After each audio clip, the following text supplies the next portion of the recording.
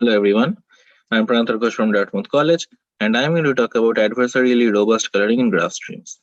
This is a joint work with my advisor Amit Chakrabarti and Manuel Stoeckl. Now let me begin by describing the general data streaming model. Here the input is a stream of elements, let's say Q1 through Qm, and we have a memory restricted server which doesn't have enough space to store the entire stream. So instead it receives the elements one by one and maintains a summary of the data. So as it receives the tokens, it continually updates the summary, and its goal is to maintain it in such a way that whenever it is queried after some element qi, it gives an output oi from the set of all valid outputs at that point. Now, consider, for example, the problem of approximately counting the number of distinct items. So when the algorithm is queried after qi, the set of all valid outputs are of all real values in the 1 plus minus epsilon factor of the number of distinct items at that point. Now, this model can be seen as a game played between an adversary and an algorithm, where the adversary designs the stream and sends it to the algorithm and queries it, while the algorithm's objective is to answer the queries correctly. I'll make this more precise soon. Now, an adversary can be of two types, oblivious and adaptive. And in the next two slides, I'll explain what I mean by each. So let's consider the oblivious adversary setting first, which is also called the standard streaming setting. So now the adversary fixes a stream in advance, and then it sends the elements one by one to the algorithm. Now, whenever the algorithm is queried after some element qi, it should output an element oi from the set of all valid outputs at that point. Now note that because the adversary has fixed the stream in advance, it cannot look at the outputs and decide the upcoming tokens. So it cannot figure out what the random choices the algorithm has made while deciding the stream, and so it is oblivious to the random bits of the algorithm. This is why we call it an oblivious adversary. In this game, the goal of the algorithm is, of course, to reply with a correct answer whenever it's queried, and the adversary's goal is to make it output an incorrect answer at some point in the stream. Now, consider the case of the adaptive adversary, which is also called the robust streaming or adversarially robust streaming setting. And this particular version, formulation of the setting in terms of a game was defined by Ben Eliezer and others, which got the best paper ever in PORS 2020. So here the adversary sends the token Q1 to the algorithm, who replies with the output O1. And upon seeing this output O1, adversary then sends the next stream token Q2. Algorithm replies with O2, upon seeing which the adversary decides the next element Q3, and so on and so forth.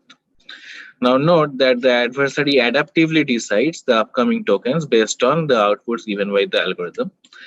And so when it sends an element Qi, it is decided by some function of the previous elements and the outputs received.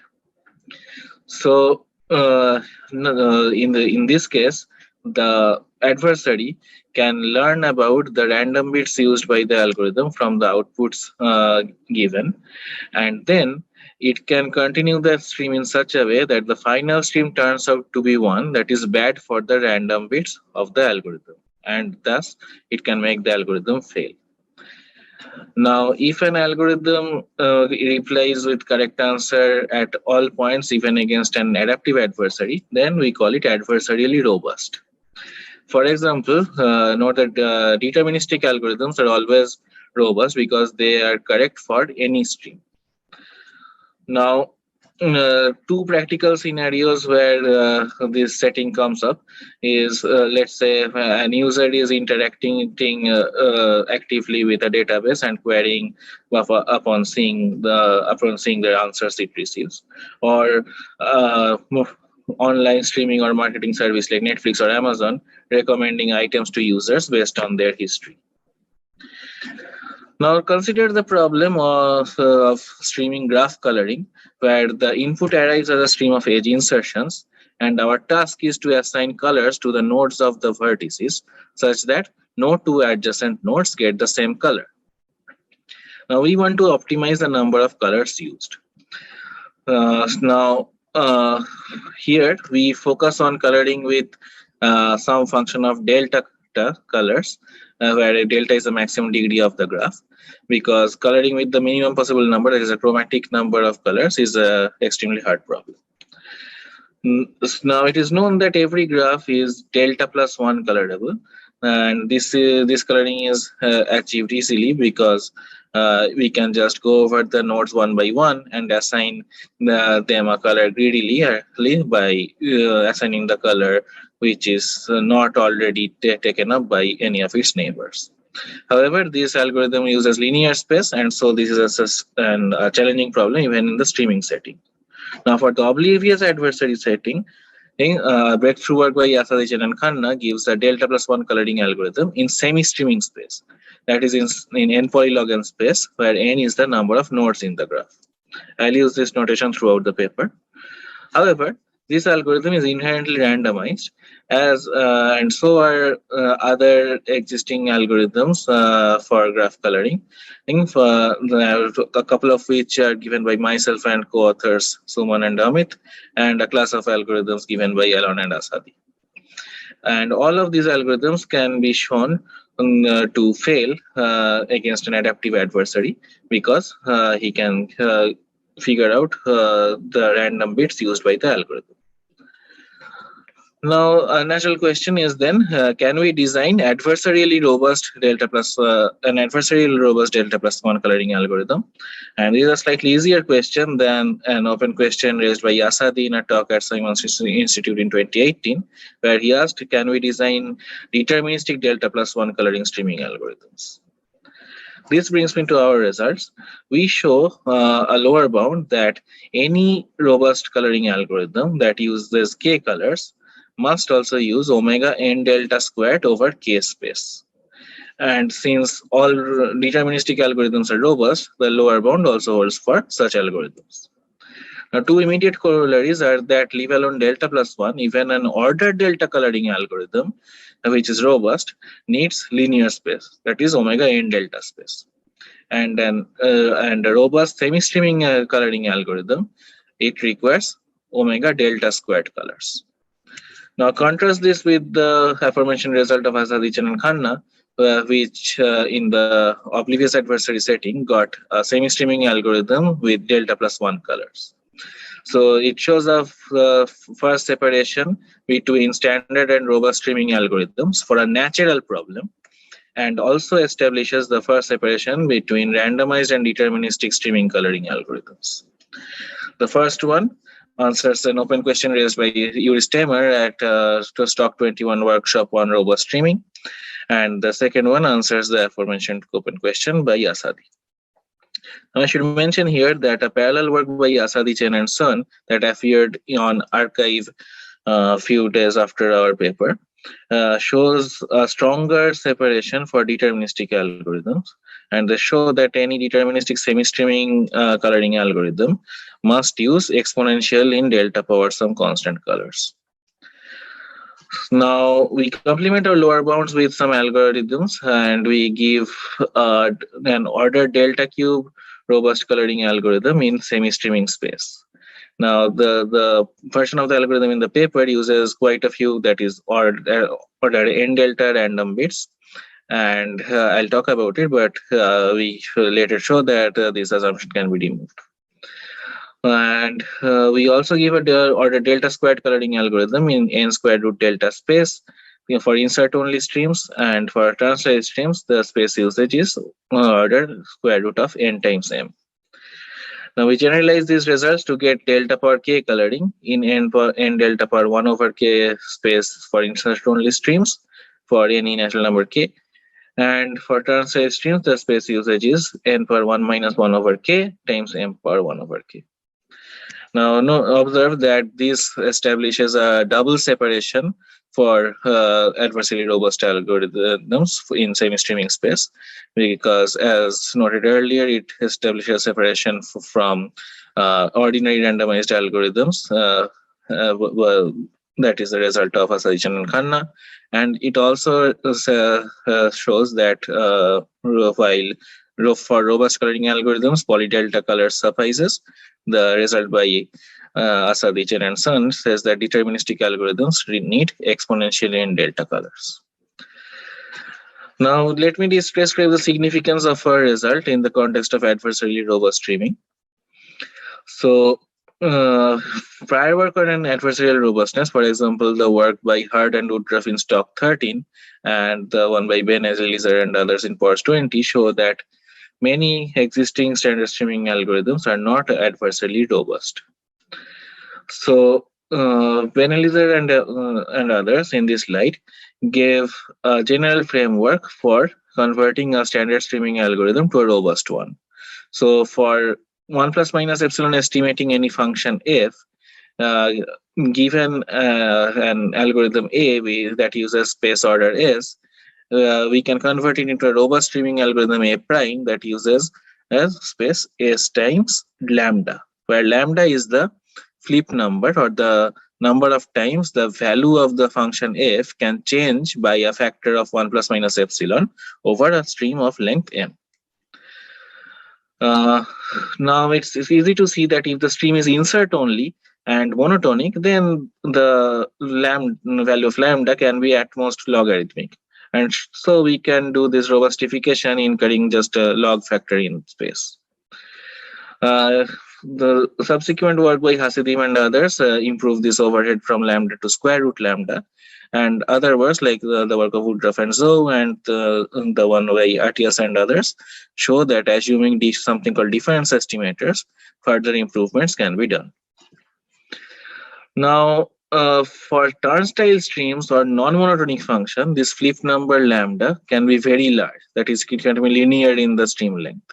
And in this case, the previously mentioned framework no longer gives an efficient, robust algorithm. And thus, here it's natural to suspect that maybe some turnstile streaming problems and problems on non-monotonic functions are inherently harder against an adaptive adversary, and maybe there is no such efficient, robust algorithm. So, natural question is to ask whether if we can exhibit a problem that is significantly harder against an adaptive adversary than an oblivious one.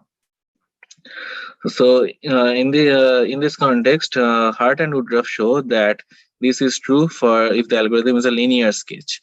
For problems like L2 norm estimation, linear sketches are significantly harder against adaptive adversaries than for oblivious ones. But this doesn't quite rule out that there can be efficient, robust, nonlinear algorithms that are efficient against an adaptive adversary.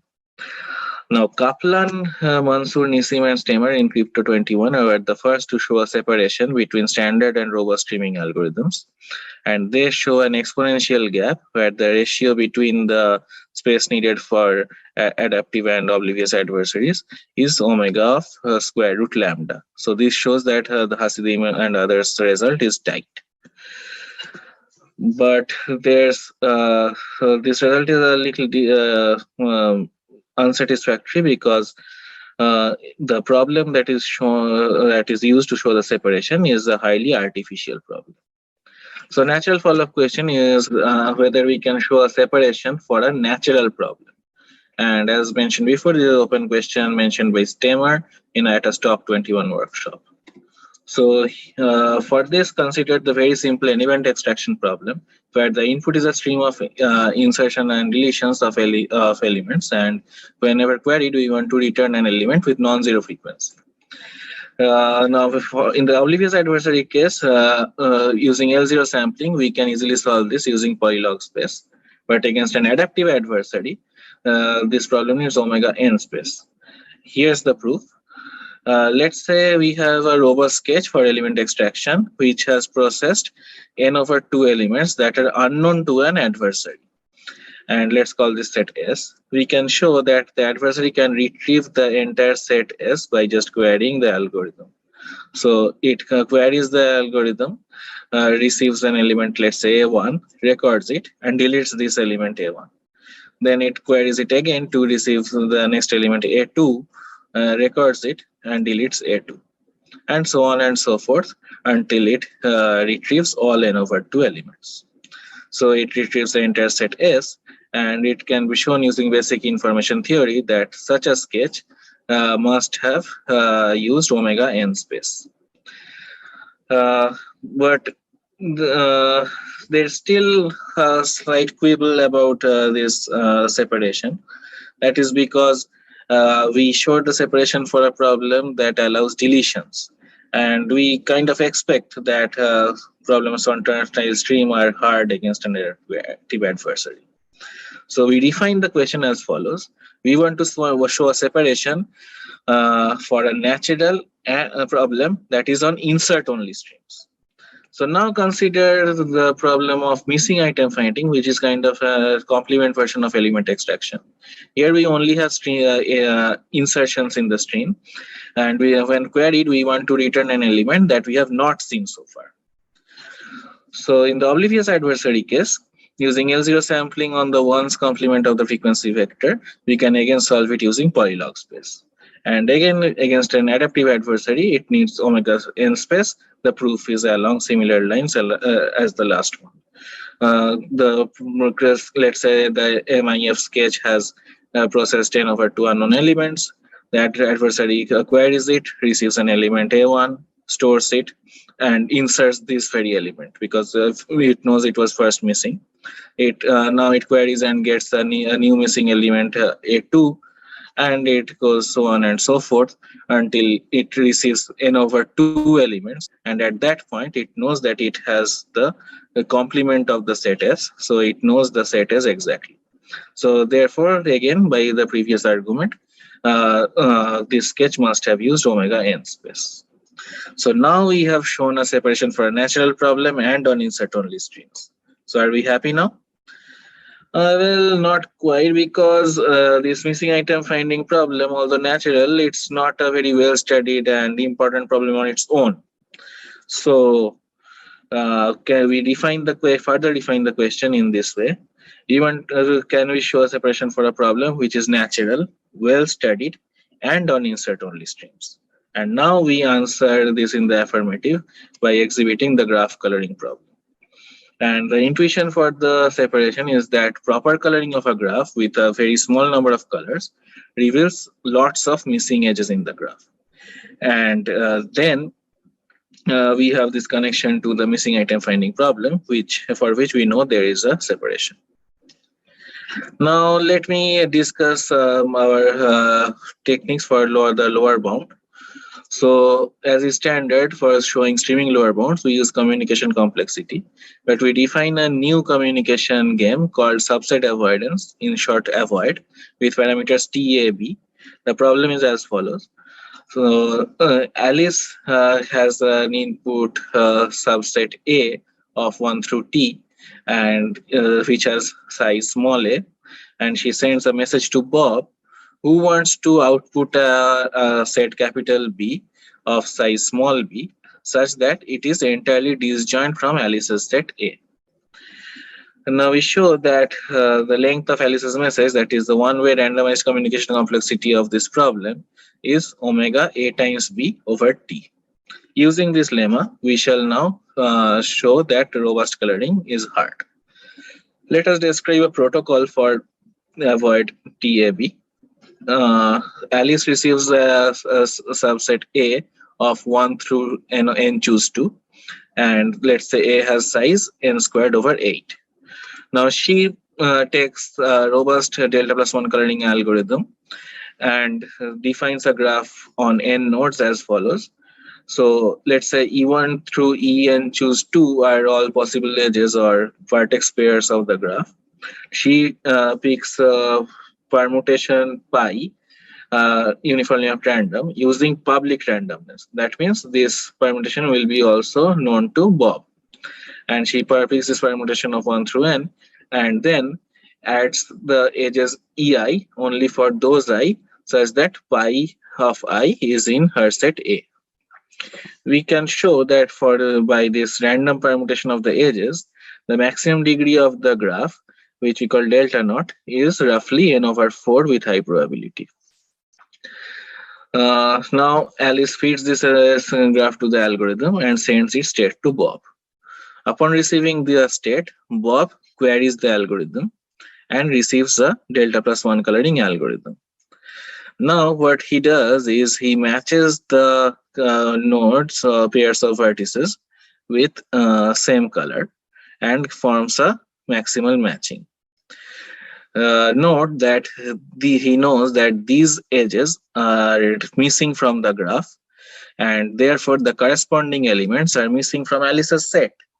So he has actually retrieved at least n minus delta naught minus 1 over 2 non-edges, that is corresponding missing items in Alice's set.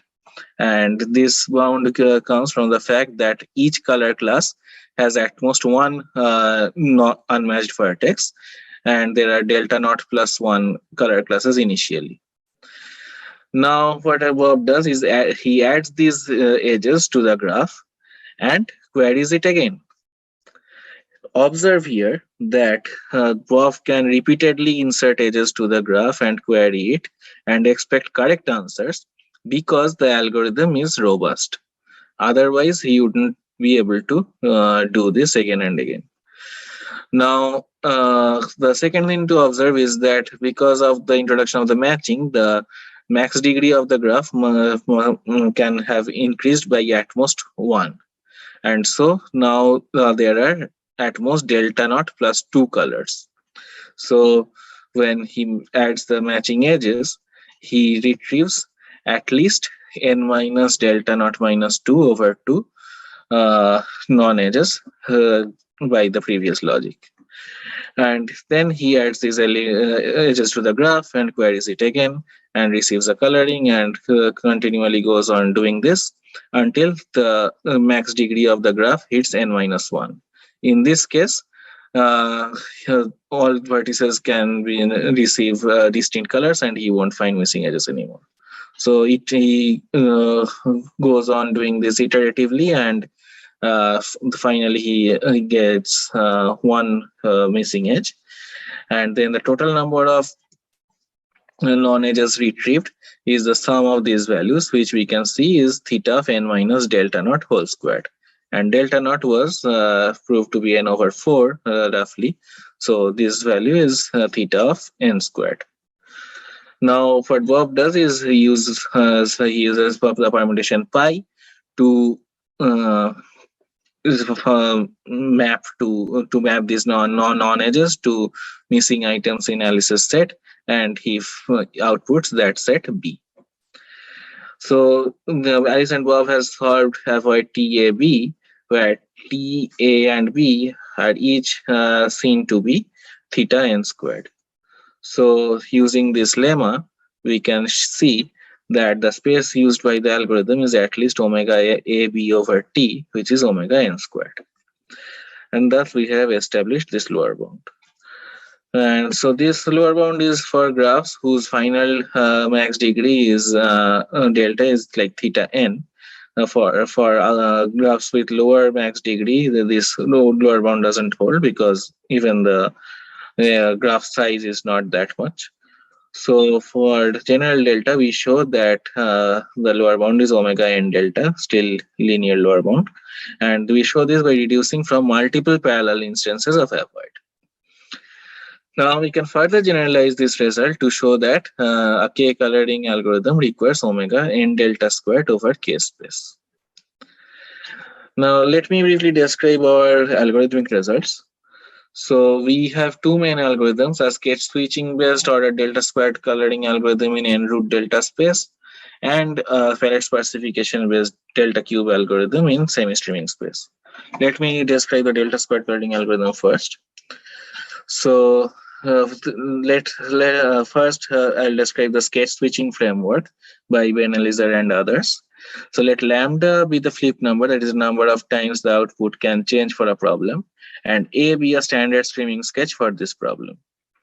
Now we initialize lambda many copies of this standard streaming sketch A1 through A lambda, and we always maintain a current sketch, which is initialized to A1. So now when we receive the stream, when we get a query, we check if we need to change our output from the last one by querying the current sketch. And if we see that we do need to change the output, then we return the output given by the sketch A1 and move on, switch sketch to the next one. And A1 is now inactive, that is, it won't be updated ever again or used again. So now the stream proceeds and we get the next query and we check if we want to need to change our last output. And if not, then we repeat that output. So next, let's say we see that we do need to change our output, and then we use the output from the current sketch A2 and switch sketch to A3, and A2 will never be used again. So in this way, we go on outputting the last output as long as we see that we don't need to change it. And in this case, we don't switch sketches. And otherwise, we output from the current sketch and switch to the next one. So this will give us a robust coloring algorithm, because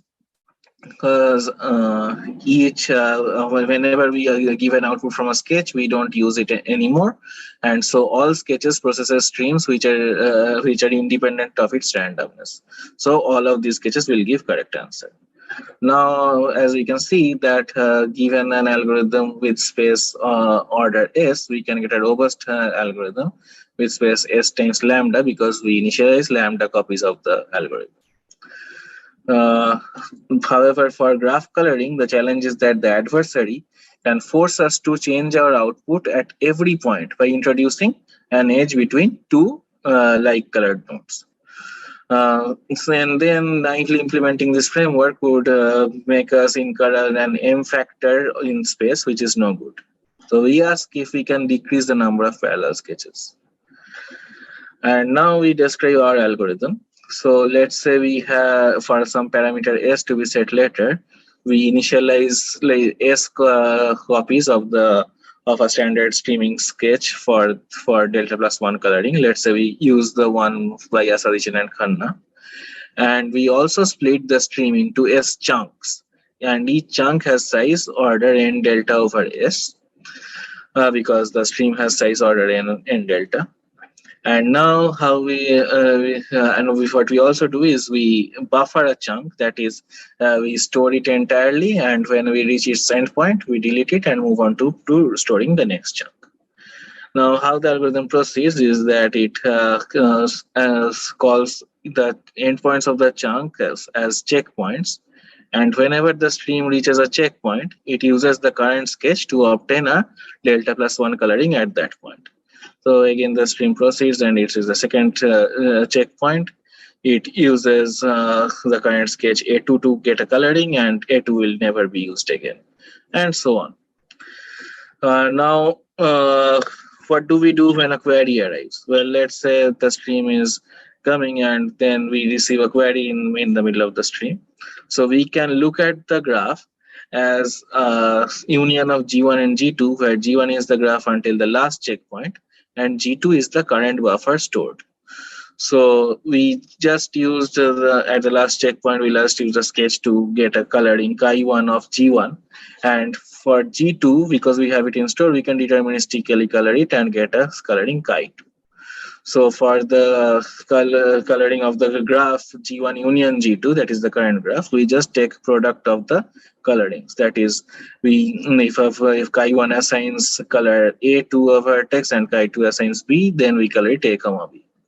So this will be a valid coloring of the graph, and the number of colors used will be order delta squared. And the space usage is maximum of n times S, because that is the space taken by S sketches, each of which uses n space. And buffering a chunk takes n delta over S space. So now setting S to be square root delta optimizes the space to be n root delta. And for this works for insert-only streams, but with a bit more work, we can show that for transitive streams, we have a delta squared algorithm using space order square root of nm. And by recursion and substantially more work, we can now generalize it to a delta for k coloring algorithm using n per 1 minus 1 over k times m per 1 over k space. Now, let me briefly describe the Palette-Sparsification based order delta cube coloring algorithm. So, the Palette-Sparsification framework introduced by Asadichan and Khanna and later studied by Alon and Asadi is the following. Each vertex samples a list of R colors from a palette of size k. And now, what we want is proper coloring such that every vertex uses a color from its own list, which is called a list coloring. So in this picture, we see that this graph does admit list coloring. And now, why it is important for streaming is that if such a list coloring exists, then we only need to store edges whose endpoints have intersecting lists. For example, for this graph, we can get rid of all these edges and store a sparse graph. And in general, we can show that the space area, that is the number of conflicting edges, is ordered n delta times r squared over k. Now, Asadichan and Khanna show that such a list coloring exists for r equals to order log n and k equals to delta plus 1. And this would give you a delta plus 1 coloring in semi-streaming space. However, this algorithm is not adversarially robust. Now, we show that taking R to be ordered delta and K to be ordered delta cube, we would get a delta cube algorithm in semi-streaming space, plus this algorithm will also be robust. Now, the idea behind designing this algorithm is that each vertex samples L lists of colors, and L is an upper bound on the final value of the max degree delta. Now, each of these small lists, they have size ordered log n. And how they are sampled is as follows. So we say level I has a disjoint palette of 2i squared colors for I equal to 1 to L, and a color samples its list in level 1 from the level 1 colors, the list in level 2 from level 2 colors, and so on. So the total number of colors used at any point would be summation of 2i squares, I runs from 1 through delta, which is ordered delta cube. Now, how the algorithm proceeds is as follows. When an edge arrives, it let's call k to be the maximum of the degrees of the endpoints. So here that is 1. So it checks if its lists from level 1 onwards intersect. And if they do, it stores the edge. And regardless of whether it stores the edge or not, it recolors one arbitrary endpoint using the first available color in its list.